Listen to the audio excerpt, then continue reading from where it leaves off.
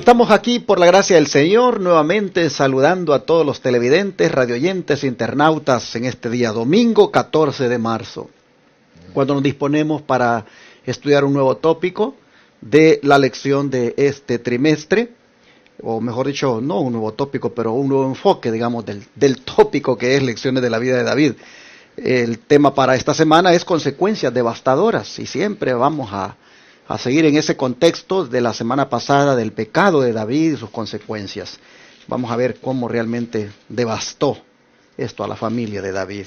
Pero no voy a hacer más comentarios sin antes presentar a mis hermanos aquí que también me acompañan. Hermano Carmelo, bienvenido. Gracias, patrón, nuevamente iniciando una nueva semana, hermanos. Hemos sido bendecidos, ¿verdad? Y seguiremos siendo bendecidos, hermanos, porque estamos escarbándole a este libro de Primera, Segunda de Reyes y también de Samuel, ¿verdad? Cómo viene la vida de David a ser a ser un ejemplo para cómo estamos viviendo nosotros y cómo, ¿verdad? Teniendo un Dios tan grande, un Dios perdonador, un Dios amoroso, como por lo más hondo que hayas caído, como lo más hondo que haya yo caído, hermano, tenemos esperanza. Así es que, como dice la lección aquí, todo pecado trae sus consecuencias, y hay pecados que traen unas consecuencias, como dice allí, devastadoras, que lo vamos a ver en esta semana. Hermano Tony, ¿cómo está? Sí, bien, pastor, buenos días a todos, hermanos, y aquí estamos, al pie del cañón, y repito lo que ya he venido diciendo, porque esto lo hago personal, esto es para mí, hermanos, pero a lo mejor a ti te pasa lo mismo. Si antes me desvelaba, antes pasaba entreteniendo gente por dinero en los centros nocturnos, ¿cómo no voy a hacer un esfuerzo ahora que no es un esfuerzo, es un gozo para mí venir y compartir, estar aquí compartiendo de estas lecciones que son para mí primero, que me ayudan bastante, porque cada vez que tenemos un tema al meditar en él, es a nosotros, es a mí al que me habla, y ya después pues lo compartimos buscando en las citas, y lo compartimos con ustedes esperando que también sea de gran bendición para sus almas, hermanos. Bienvenidos. Pues vamos a orar para que Dios nos guíe en el estudio de hoy, hermano Tony, por favor.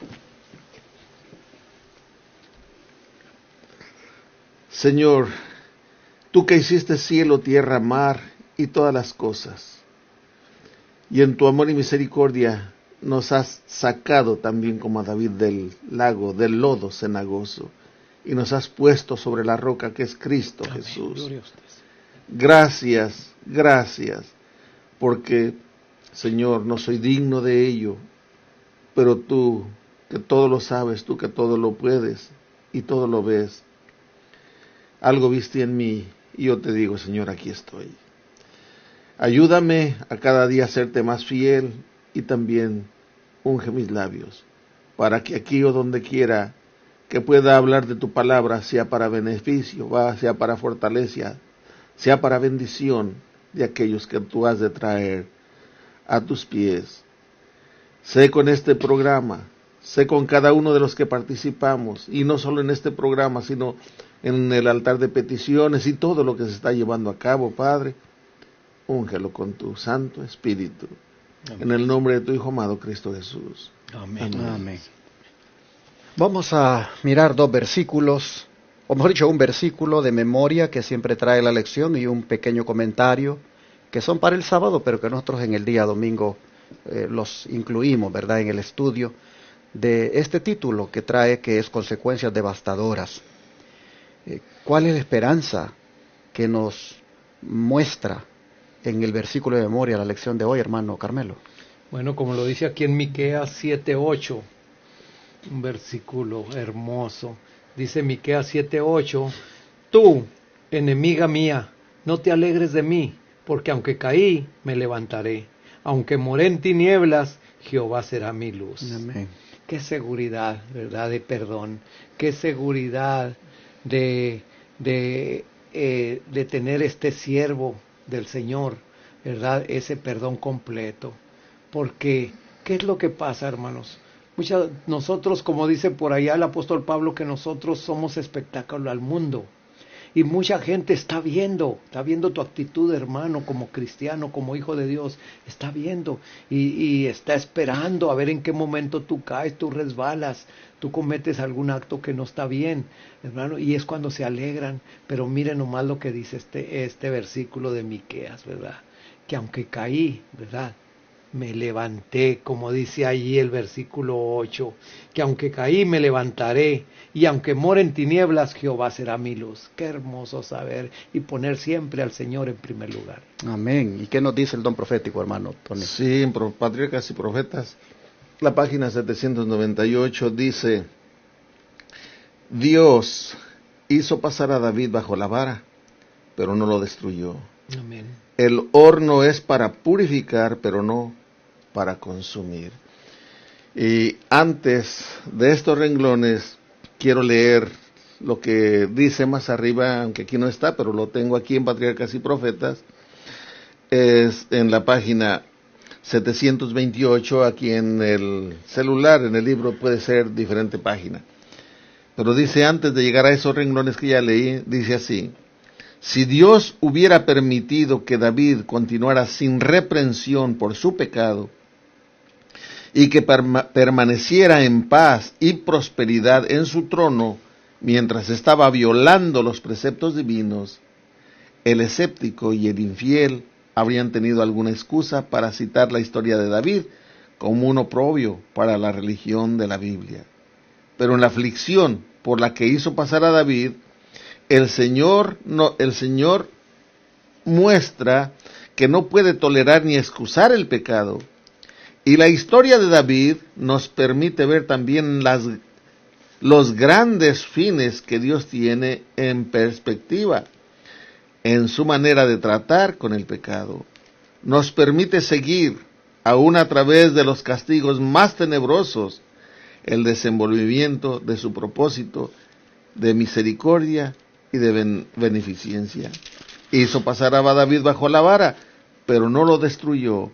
El horno es para purificar, pero no para consumir. En otras palabras, hermanos, trayéndolo a tu vida y a mi vida, las pruebas que te vengan, como nuestra mente es mente finita que no entiende los propósitos de Dios, los planes de Dios, debemos, si somos cristianos, si hemos creído en Él, que Él es un Dios de amor y que Él nos sacó de donde andábamos y ahora formamos parte de su familia, entonces debemos de tener esa confianza que Él está al tanto de lo que nos pasa y que si permite que nos vengan pruebas es porque nos hacen falta y es porque Él quiere refinarnos y es porque Él quiere enseñarnos algo. Y no debemos de desesperar, debemos de humillarnos y aceptar lo que Dios viene, de lo que de Él viene, y hacer ese cambio que Él quiere que hagamos si es que es necesario. Y de esa manera, al final vamos a ver por qué nos vino esto. En algo nos benefició. Y esto te lo estoy diciendo, hermano, te lo estoy diciendo, porque yo miro atrás en lo del accidente que me pasó en el 2012 y hasta hoy, hasta esta fecha, si yo me pongo a observar, yo digo, ¿cómo pude pasar por 2 años y medio? Año y medio boca arriba, sin poder verme para ningún lado, no podía, por mi brazo infectado, mi pierna con gangrena, no podía, hermano, boca arriba. Y después me cortan, me sacan toda la pierna. ¿Cómo pude? Yo me pongo a pensar, yo digo, Dios es un Dios de milagros, un Dios de maravillas, porque el enemigo quiere que blasfememos el nombre de Dios, que digamos cosas en contra, pero no, en nuestro corazón, si estamos unidos al Señor, siempre vamos a bendecir y glorificar su santo nombre en las buenas y en las malas, porque Él es el que me ha prometido un cuerpo nuevo, te lo ha prometido a ti, hermana, hermano, si estás también en una condición semejante, no te agüites, que Dios nos ha prometido un cuerpo nuevo y una vida eterna. Pero a veces nos va a pasar por el fuego, a veces porque lo merecemos, y tal vez a veces como se lo hizo a Job, que Job no tenía culpa, mas sin embargo Dios permitió que el enemigo lo tocara. Anímate, mi hermana, anímate, mi hermano, échale ganas, que Dios te ayude. Viene la prueba, pero el que está al frente de todo y nos va a sacar adelante es el Señor. Amén.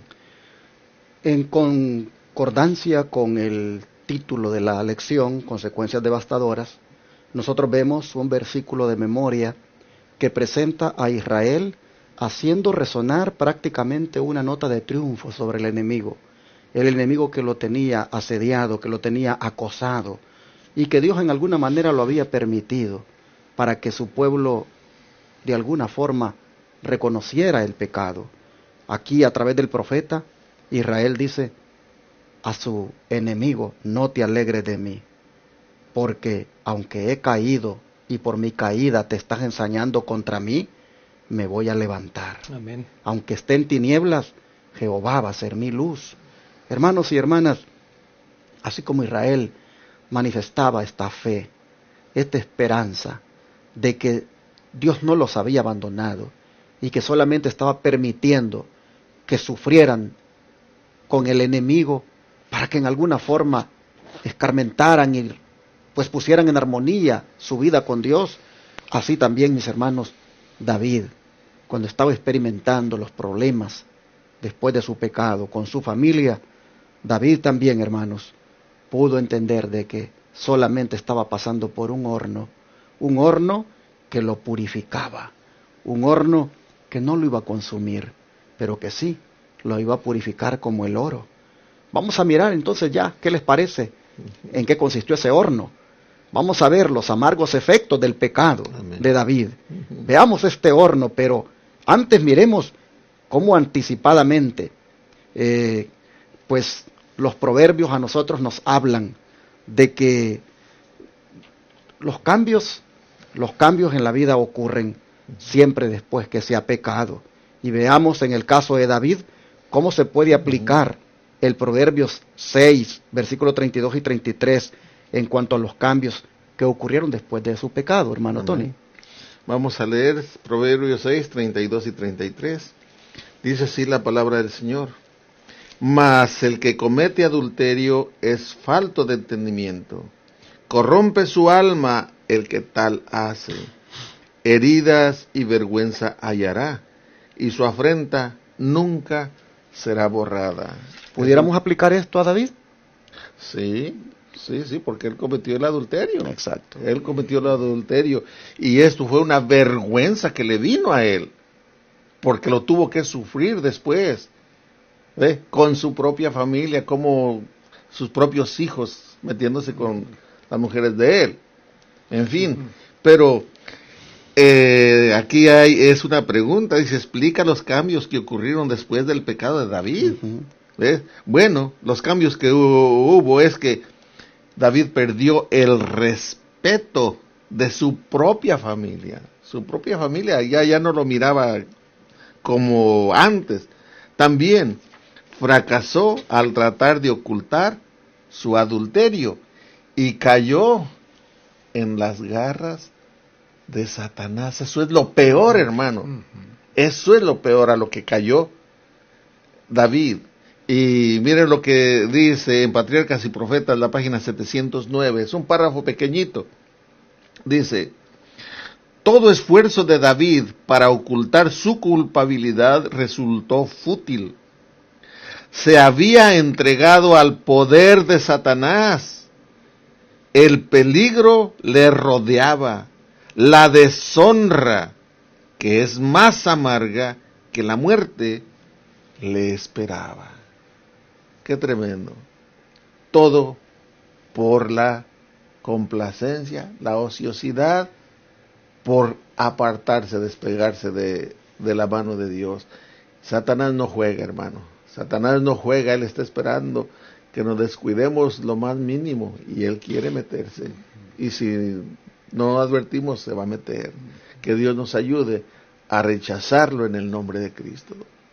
Entonces nosotros vemos, según lo que dice Proverbios 6, 32 y 33, que los cambios que ocurren después del pecado son, primeramente, que eso corrompe el alma, y luego que produce heridas y vergüenza y trae afrenta.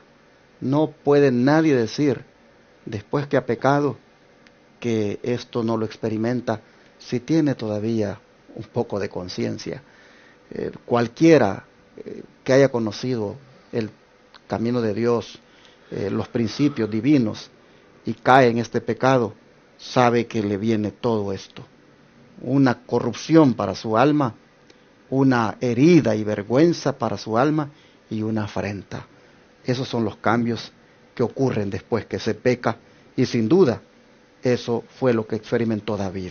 Vamos a donde profecía, hermano Carmelo. Bueno, aquí lo vamos a hallar igualmente aquí en Patriarcas y Profetas, la página 782, que nos dice que aunque David se arrepintió de su pecado y fue perdonado y aceptado por el Señor, cosechó la funeste mies de la siembra que él mismo había sembrado. Los juicios que cayeron sobre él y sobre su casa atestiguan cuánto aborrece Dios al pecado. La transgresión de David había cambiado su relación con Dios. En ninguna forma podía el Señor sancionar la iniquidad. No podía ejercitar su poder para proteger a David de los resultados de su pecado como le había protegido de la enemistad de Saúl. Se produjo un gran cambio en David mismo, quebrantada su espíritu la comprensión de su pecado y de sus abarcantes resultados. Se sentía humillado ante los ojos de sus súbditos. Su influencia sufrió menoscabo. Hasta entonces su prosperidad se había atribuido a su obediencia concienzuda a los mandamientos del Señor. Pero ahora sus súbditos, conociendo el pecado de él, podrían verse inducidos a pecar más libremente. En su propia casa se debilitó su autoridad y su derecho a que sus hijos le respetasen y obedeciesen.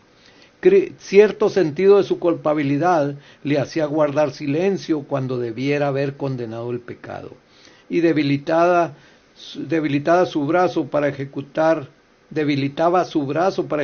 justicia en su casa. Su mal ejemplo influyó en sus hijos y Dios no quiso intervenir para evitar los resultados.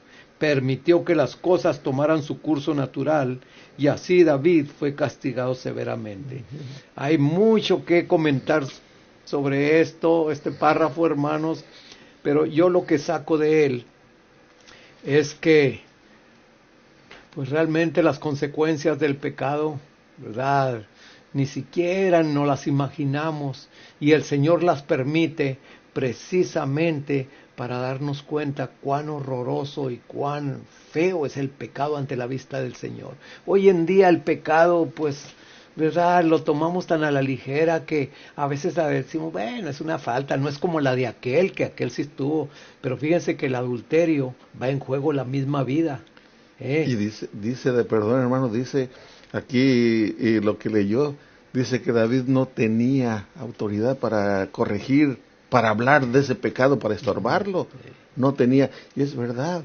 Aquel que está con la marihuana, o la droga, o la cerveza, el cigarro, ¿cómo le puede decir a su hijo esto es dañino, no lo hagas, si él lo está haciendo? El ejemplo, exactamente. Entonces podemos estar viendo, hermanos, realmente las cosas, ¿verdad?, en toda su plenitud, en toda la realidad, ¿verdad?, de que, como dice aquí, miren, aquí tengo un párrafo que dice que miles de los hijos de Dios han sido los que después de haber sido entregados traidoramente al pecado y cuando estaban a punto de desesperar, recordaron cómo el arrepentimiento sincero y la confesión de David fueron aceptados por Dios, no obstante haber tenido que sufrir las consecuencias de su transgresión. Ahí lo vamos a ver en lecciones más posteriores, hermanos, cómo estas consecuencias vinieron y cómo la autoestima de este hombre, hijo de Dios, cómo bajó tanto, que lo podemos ver ahí en los ejemplos de los hijos, ¿verdad? Como la espada, como le dijo el profeta Natán, no se iba a retirar de su casa. Y sí, lo pudimos ver primeramente con el hijo que les nació fruto de ese adulterio, ¿verdad? Que murió. Y lo vemos más después con los otros hijos, pero eso lo vamos a ver más adelante. Y pongámosle atención, hermanos, porque realmente es triste encontrarse en una situación así y esperar que no nos vengan consecuencias. Que el Amén. Señor nos ayude. Bueno, es posible que en este momento estemos hablando acá y usted, amable televidente, radioyente, internautas, diga, pues yo lo estoy experimentando, yo estoy pasando ahorita por los amargos efectos del pecado, tengo mi hogar destruido, tengo prácticamente un matrimonio hecho pedazos y ando mal y estoy cosechando realmente pues lo que sembré. Bueno, si este es el caso, yo lo único que le puedo decir es que el Señor le ama. Amén. El Señor está con los brazos abiertos para recibirlo si usted viene a Él, y por lo tanto, es verdad, está cosechando los efectos del pecado, pero mire a Jesús con su gracia y misericordia sobre usted, que le invita a venir a Él. Venid a mí, dice el Señor. Así que, ¿qué le parece si oramos en este momento para que usted salga de donde está y se lance a los brazos de Jesús? Amén. Vamos a rodearnos para orar. Buen Dios y Padre, mirando ahora los efectos amargos del pecado, las consecuencias que esto trae, nosotros, Señor, entonces suplicamos que nos ayudes, porque estamos viviendo en un tiempo donde todos en alguna forma estamos cosechando algo de lo que sembramos. A veces, Señor, es la enfermedad, tal vez por haber sembrado, Señor, malos hábitos en el comer, en el beber. A veces, Padre, es un hogar destruido por haber sido infieles a los votos matrimoniales, por no haber tenido tal vez, Señor, ese temor de Jehová como padres o madres. Hay consecuencias devastadoras, Señor, que estamos experimentando. Nosotros vemos que el proverbio es bien claro: la afrenta, la vergüenza, la corrupción. Esto, Padre, trae como resultado el pecado, y entonces queremos suplicarte, Señor, que tu mirada de amor no se quite de sobre nosotros y que nos atraiga a ti con esas cuerdas de amor que tú tienes. Amén. Porque hemos pecado, lo reconocemos, Señor. Te pedimos por aquel que está oyendo, que está mirando en esta hora y que está en una condición como esta. Algunos tal vez peor, otros más o menos, pero Padre, siempre hay allí un remordimiento, hay una culpa. Te pedimos por él, por ella, para que pueda mirarte y pueda ver, Señor, que tú le amas y que estás listo para perdonarle si quiere eso. Así que por favor te ruego, Señor, que saques a la persona que está en esta hora confundida, que está perturbada y afligida por haber pecado. Te ruego, Señor, que tú le atraigas a ti con tu gracia. Y así, oh Señor, te pedimos que perseveremos y permanezcamos en ti. Te rogamos esto en el nombre de Jesús. Amén.